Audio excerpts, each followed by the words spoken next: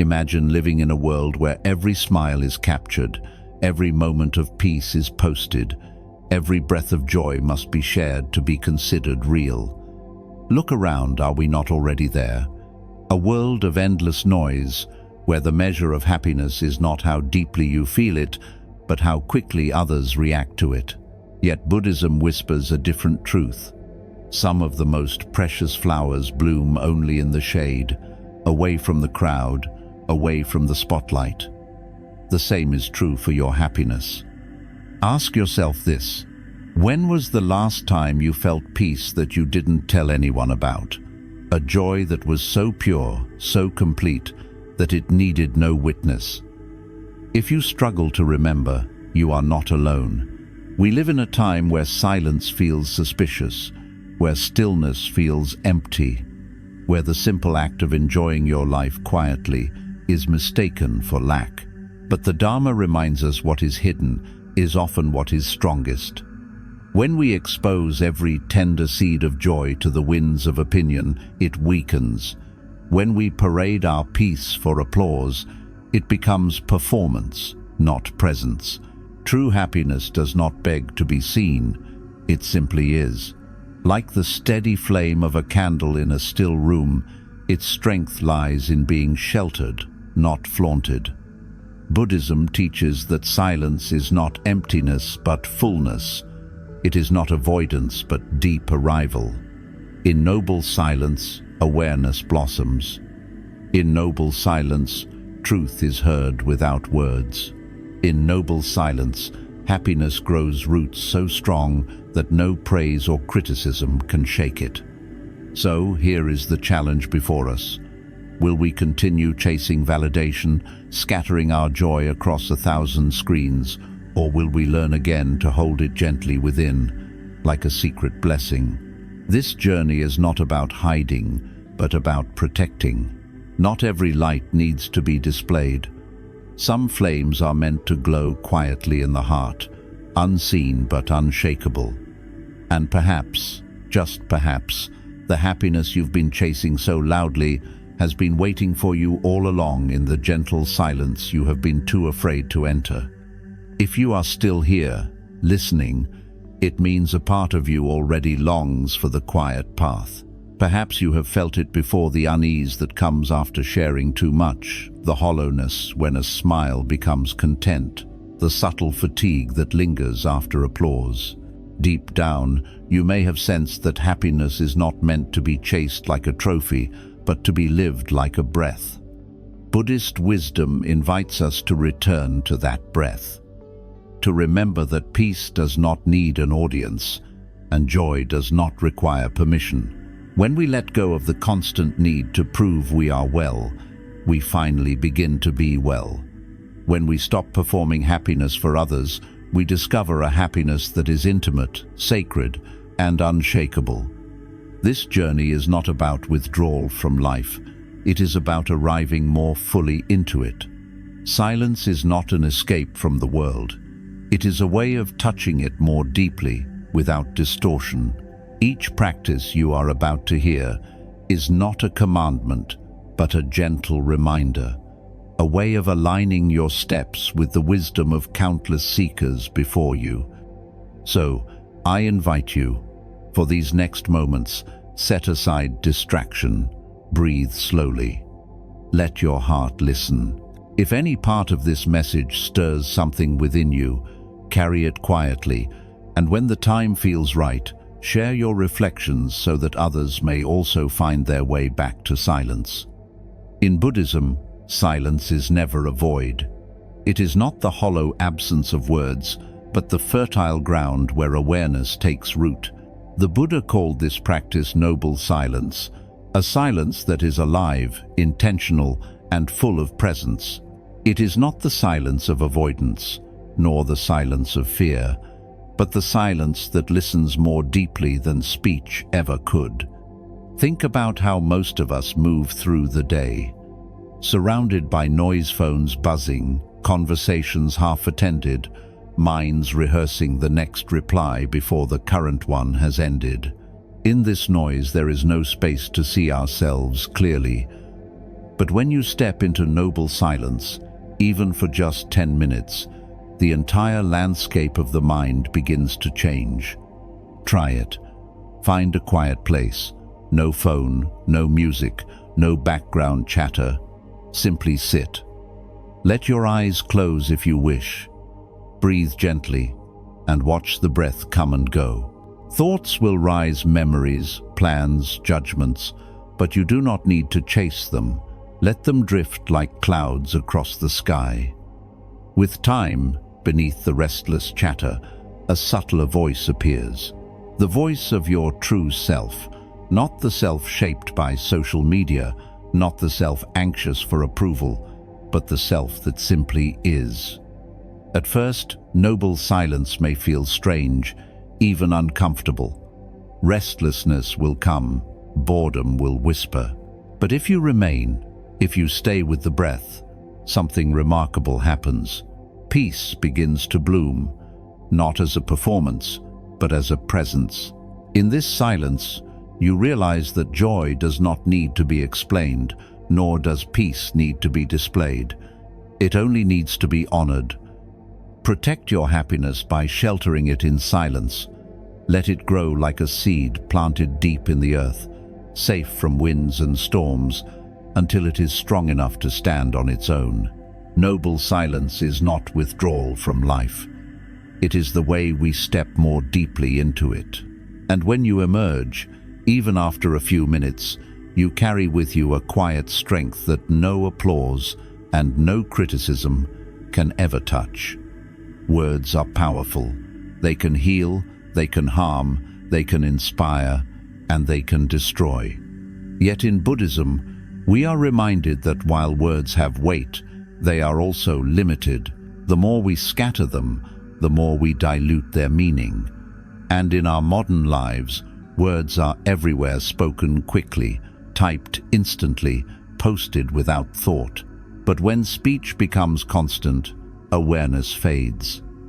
Have you noticed how often we speak not from clarity, but from habit, filling silence because we feel awkward, talking over others to prove we belong, explaining ourselves again and again, as if our peace needed justification? This endless stream of words scatters our energy and clouds our mind. The more we talk, the less we hear others, and the less we hear ourselves. The Buddhist path invites us to pause. Before speaking, ask, is it necessary? Is it kind? Is it true? If not, let the words pass like clouds. In this simple act of restraint, awareness expands. You begin to notice subtleties, the tone of your voice, the emotions behind your thoughts, the energy shaping a conversation. Speaking less does not mean you disconnect. It means that when you do speak, your words carry weight, clarity, and compassion. Consider the monks who take vows of silence. They are not silent because they have nothing to say, but because they know the value of what is unsaid. In silence, they sharpen awareness. In silence, they learn to listen to people, to nature, to the movement of their own mind. You can bring this practice into your daily life. The next time you feel the urge to respond quickly, pause, breathe. Notice whether your reply comes from ego or from truth. Sometimes the wisest response is no response, not from weakness but from strength.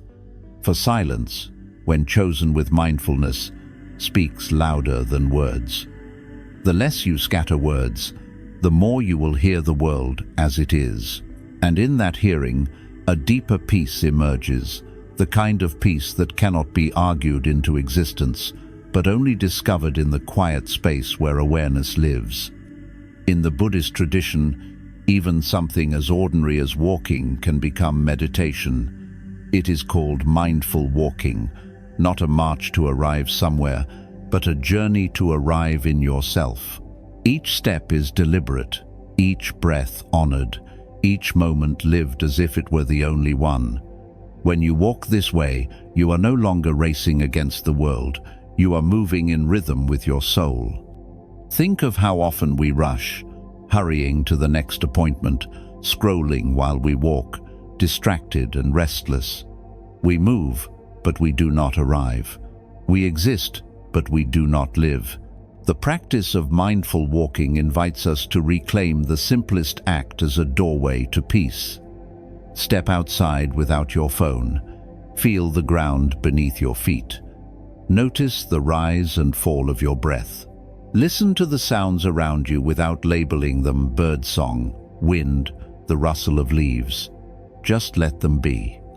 At first, it may feel slow, even strange. But soon you realize this is not slowness, it is presence. This is not delay, it is depth. By walking quietly, you learn to live quietly, not withdrawn, but purposeful. Quiet living means carrying the stillness of meditation into eating, speaking, working, resting. It means aligning your energy with calm intention, rather than scattering it in performance. And something beautiful happens. Others begin to feel it. Your peace becomes visible, not because you announce it, but because it radiates. You no longer need to prove you are calm. Your presence says it for you. You no longer need to declare your joy. It shines through the way you carry yourself, slower, softer, more rooted. Walking mindfully is not just about your feet, it is about your life. Live as though every step mattered. Live as though your peace mattered more than your performance, because in truth, it does. And when you live this way, the noise of the world no longer unsettles you. You have found your pace, and it is the pace of freedom. One of the Buddha's most profound teachings is that both praise and blame are simply winds. They blow hot, they blow cold, but they never define the mountain that stands unmoved. Yet in daily life, how often do we hand over our peace to these shifting breezes? A compliment lifts us, a criticism crushes us. Our happiness rises and falls on the fragile stage of other people's opinions. But here is the truth. When joy depends on applause, it is no longer joy, it is performance. And when peace is shattered by criticism, it was never true peace, it was a mask. The Dharma reminds us that clinging to either praise or blame is a form of attachment. It binds us to the fickle emotions of the crowd, keeping us endlessly vulnerable. Imagine a tree rooted deeply in the earth. The winds may rattle its branches, but its core remains steady. That is the image of the awakened heart. To live free from praise and blame does not mean to close your ears or harden your soul. It means to hear the words, but not let them define you. Compliments may come, but they do not inflate you. Criticism may arrive, but it does not diminish you. You see both as passing weather, not as truth. A practice for daily life. When someone praises you, ask gently, "Would I still do this if no one applauded?" When someone criticizes you, pause and ask, "Is this worth my peace?" In both cases, you reclaim your freedom. This freedom is not indifference, it is clarity. It allows you to act from integrity, not from the hunger for validation. And it gives birth to a deeper kind of joy, the joy that comes from within and stays steady no matter what storms blow outside. When you stop performing for approval, you begin to live for truth. And when you live for truth, you discover a peace that no amount of praise can inflate and no amount of blame can deflate. You become like the mountain, rooted, steady and free. Equanimity is one of the great treasures of Buddhist practice. It is the calm center of the storm, the still eye in the cyclone of life. Equanimity does not mean you feel nothing, nor does it mean you are cold or detached. It means you feel fully, but you are not ruled by those feelings. You observe them, honor them, and then choose your response with wisdom rather than reflex. Think about how often life pulls our strings. Someone insults us and we snap back instantly. Someone praises us and we cling to their approval. The world presses its buttons and we react like puppets. But Buddhism offers us a key, the pause, the sacred pause between what happens and how we respond. When you practice this pause, everything shifts. The insult lands, but instead of reacting, you breathe. The criticism arrives, but instead of defending, you notice the tightness in your chest. The urge to reply burns, but you wait. In that pause, freedom lives. In that pause, you are no longer dragged by the storm. You become the one who steers the boat. Try this practice. The next time you feel triggered, stop. Place your attention on the breath. Notice the sensations, the heat in the face, the racing heart, the story forming in your mind. Then ask quietly, is this worth my peace? Most of the time, the answer is no. Equanimity is not weakness. It is power, the kind of power that no one can take from you. When you master the pause, you become untouchable, not because the world stops testing you, but because you no longer give your energy away. Over time, you will discover that not every comment deserves your reply, not every challenge deserves your panic, and not every moment demands your reaction. To pause is to reclaim your sovereignty. To pause is to plant your feet like a tree in the wind. And in that quiet strength, you find a freedom far greater than control, the freedom to remain at peace, no matter how loud the storm becomes. In today's world, the first impulse when joy arises is to share it. We post the photo, announce the victory, display the smile almost as if happiness is incomplete until others approve of it. But the Buddha's wisdom points us inward. What is sacred should be protected, not paraded. Joy is not stronger when broadcast. It is stronger when honored in silence. Think of your happiness as a delicate flame. Exposed to the winds of opinion, it flickers and weakens.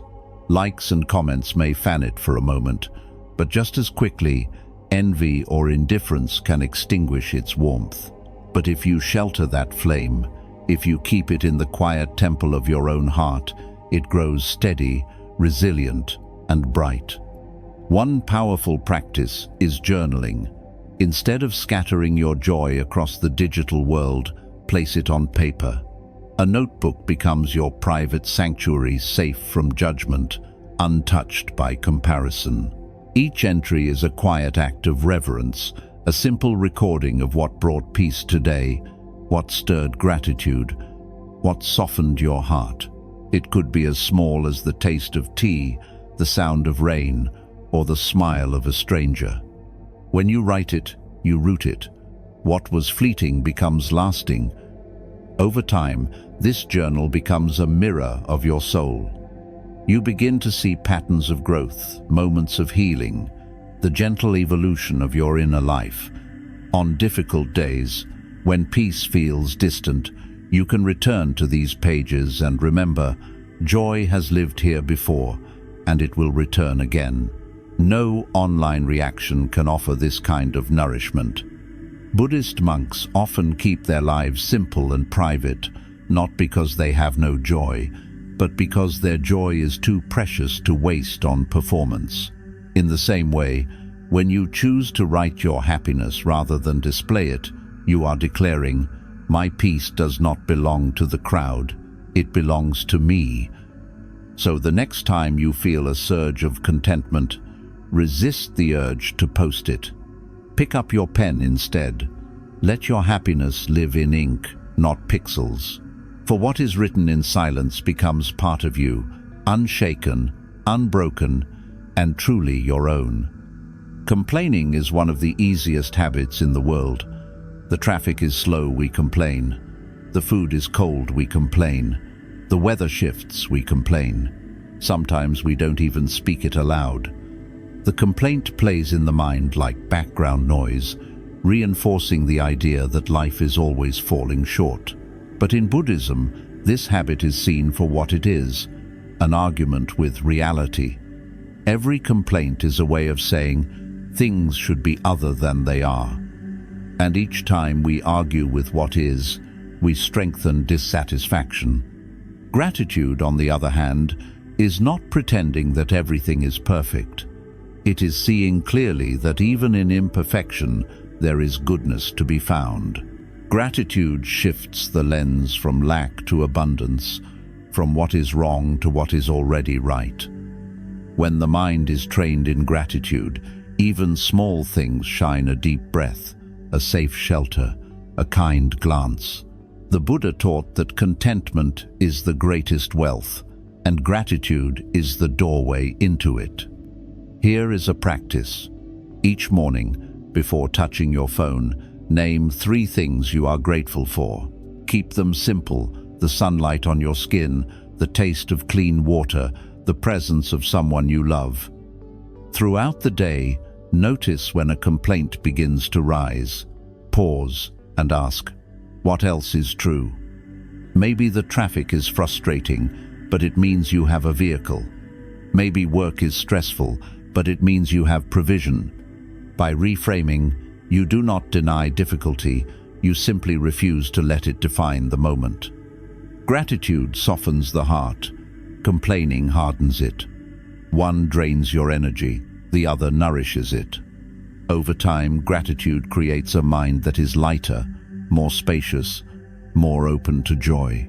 Monks, who live with so little, smile so deeply because their happiness is not based on possession or circumstance. They see abundance in being, not in having. When you choose gratitude over complaint, you are not ignoring the hard truths of life. You are strengthening your ability to meet them with peace. You are shifting from resistance to acceptance, from scarcity to sufficiency. And in that shift, a profound happiness takes root, the kind that no complaint can uproot. Buddhism teaches that our surroundings are not neutral. The spaces we inhabit, the people we walk with, the voices we allow into our ears, all of these shape the state of our mind. If we surround ourselves with noise, chaos, and endless stimulation, how can we expect to feel peace within? Just as a seed grows best in fertile soil, the mind blooms best in an environment of stillness. Look closely at your life. Is your home filled with clutter? Is your phone overflowing with noise, endless notifications, and distracting feeds? Are you often in circles where gossip or negativity dominates? Most of us live in storms, then wonder why our hearts cannot rest. Peace is not something you occasionally visit. It is something you build around you, day by day. Begin with the physical. Clear one space in your home, however small, that invites calm. A clean table, a plant by the window, a candle lit in the evening. Let it be your refuge. Then, attend to the digital. Curate what you consume. Every scroll is an entry point for influence. Ask, does this bring me clarity or agitation? Unfollow what disturbs your mind and welcome only what nourishes. Finally, reflect on the social. In Buddhism, this is called right association. The company you keep either drags you into noise or lifts you into quiet strength. Seek companions who make silence comfortable, who help you grow, who embody peace rather than demand performance. Stillness is not the absence of life, it is the quality of presence you allow into it. A monastery is peaceful not because monks flee the world, but because they choose their conditions wisely. You may not wear robes or shave your head, but you too can live like this in simplicity, in intention, in quiet. Build your life like a temple. Let your mornings begin with breath, not chaos. Let your rooms invite rest, not pressure. Let your relationships reflect harmony, not exhaustion. Stillness in your environment creates stillness in your mind. And in that stillness, your true self awakens calm, clear, and free. In today's culture, happiness is often loud. We are encouraged to showcase it, compare it, posted for validation. Yet Buddhist wisdom points in the opposite direction. The deepest happiness is quiet, humble, and low to the ground. The Buddha taught the virtue of humility not as weakness, but as protection of our joy from envy, from comparison, from the need to perform. Imagine a great tree in the forest. It does not boast of its height. It does not shout about its roots. It simply grows slowly, steadily, quietly. Its strength lies not in its visibility, but in its stability. Your happiness can be like that tree, strong because it is grounded, enduring because it does not need to be displayed. Humility in happiness means resisting the urge to measure your joy against another's. On social media, we see only the highlights of others' lives, then begin to doubt our own. But comparison is a thief of peace. When you stop competing, you allow yourself to feel mudita, the Buddhist practice of sympathetic joy, delighting in the happiness of others without envy. To rejoice for them while staying rooted in your own peace is one of the purest freedoms the heart can know. There is also wisdom in keeping your joy quiet. Not everyone will understand it. Some may even feel unsettled by it. Protecting your happiness by holding it close is not selfish, it is sacred. It allows your peace to remain pure, untouched by the projections of others. Practice humility by smiling inwardly, celebrating without announcements, walking gently through life without the need to prove anything. The monks live this every day, eating in silence, rising before dawn, carrying joy without display. Their happiness is not for show, it is for truth. And still, anyone near them can feel it. When your joy no longer needs an audience, it finally becomes real. Humility transforms happiness from a fragile performance into a lasting state of being. Be happy, but stay low. Let others feel the calmness in your presence, not because you declared it, but because you embodied it. This is joy unshakable, joy that endures. We have walked through silence, through awareness, through gratitude and humility. But beneath all these practices lies a deeper truth, a truth that is often the hardest to face. The real reason so many struggle to find lasting happiness is not because joy is absent, but because we are afraid of what it might reveal when we meet it honestly. Think about it. Why do we rush to display our happiness? Why do we cling to praise, resist silence, and fear stillness? It is because somewhere deep inside, we have tied our identity to how others see us.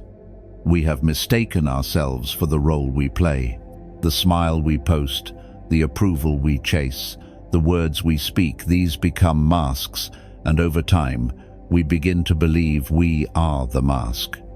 To remove it feels terrifying, as if we would disappear without it.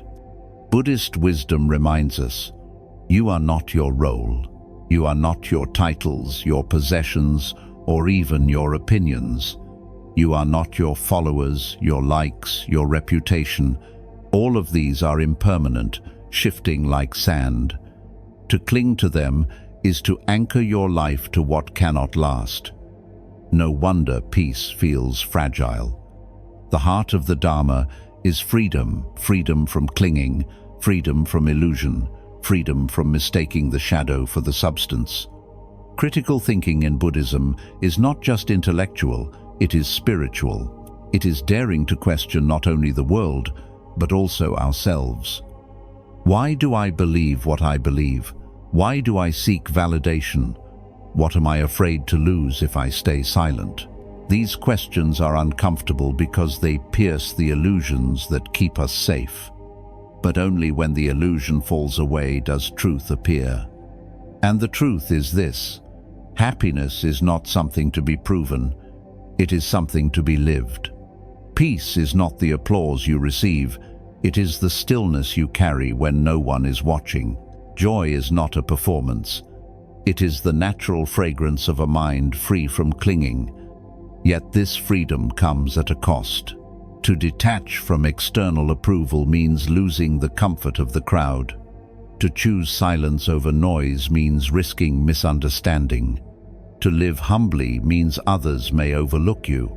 But ask yourself, what is the greater loss?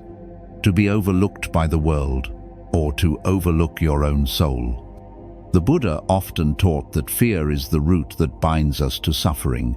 Fear of change, fear of rejection, fear of seeing ourselves as we are.